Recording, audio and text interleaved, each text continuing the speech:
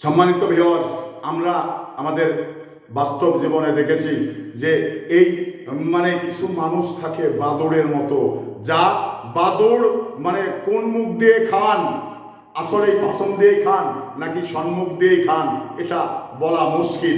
তো সেই জায়গা থেকে আমি এই রাজনীতিতে কিছু বাদুড় রয়েছেন, তারা কখন কোন দিকে যান এটা বলা মুশকিল। তো এই ধরনের মানুষগুলো শুধুমাত্র সুবিধার জন্যই ছুটে বেড়ান, সুবিধার জন্যই কিন্তু কাজ করেন, অসুবিধার জায়গাতে তারা যান না। এটা কিন্তু তাদের আমরা লক্ষ্য করেছি। দেখুন, এই যে দীর্ঘ সময় 16 বছর ফ্যাসিস্টরা ক্ষমতায় থেকে গেলেন, তো এই বিএনপি বলতে আমরা লোক পেতাম না।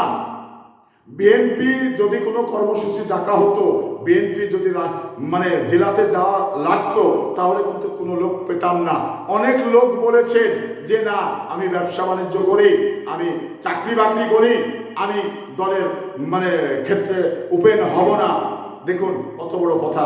আজকে তারা যে এসে আগে আসতে চাচ্ছেন, যে বলছেন যে আমি কি এই 16 বছরে আন্দোলনে ছিলাম না, এখন আপনি কি বলবেন বলুন? তারা আন্দোলনে আসেনি, তাদের ডেকেও পাওয়া যায়নি, আজকে দল ক্ষমতায় এসছে, তারা বলছেন যে আমরা বিগত সময় ছিলাম। আজকে আমাদের তাদের জায়গাটাই কিন্তু আগে।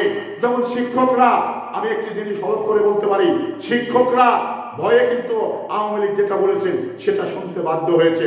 আজকে শিক্ষকরা এমপি মহোদয়ের কাছে তারা বেশি ঘুষঘুষ করছেন, তারা বেশি যাচ্ছেন, বেশি বসছেন। তাদের স্বার্থটা কি? তাদের স্বার্থটা কি? আর তাদের দিয়েই যদি এমপি মহোদয় কাজ করে দেন, তাহলে নেতাদের সার্থকতাটা কি? নেতারা যে এই তিল করে লোক ডেকে প্রোগ্রাম করে এই সরকারের পতন করিয়েছেন, তো তাহলে আজকে যদি এমপি মহোদয়ের কাছে তারা নিজেরাই যান, তাহলে নেতার দাম কি?